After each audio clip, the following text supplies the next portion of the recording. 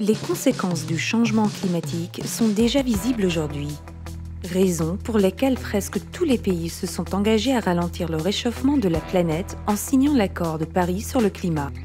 La Suisse aussi a ratifié l'accord et le Parlement a adopté la loi sur le CO2.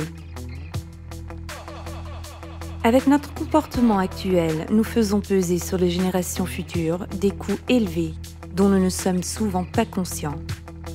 La loi sur le CO2 établit la vérité des coûts et renforce le principe du pollueur-payeur.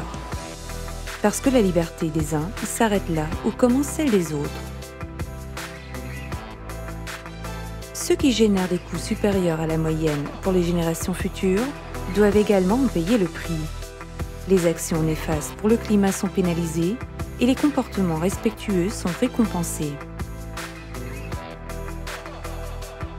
La nouvelle loi sur le CO2 contient des mesures concrètes dans les secteurs clés tels que les transports, les bâtiments et l'industrie. Elle inclut notamment les taxes incitatives sur les émissions de CO2 pour les combustibles et pour le trafic aérien.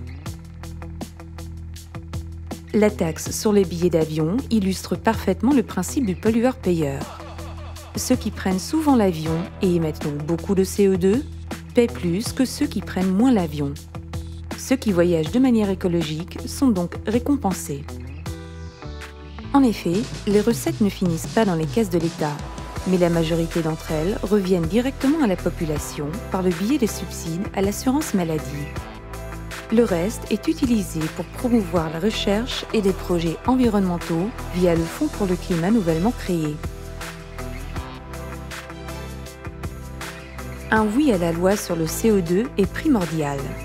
Le principe du pollueur-payeur est renforcé, la loi est basée sur des incitations et non sur des interdictions, l'innovation est encouragée et les entreprises basées en Suisse en profitent.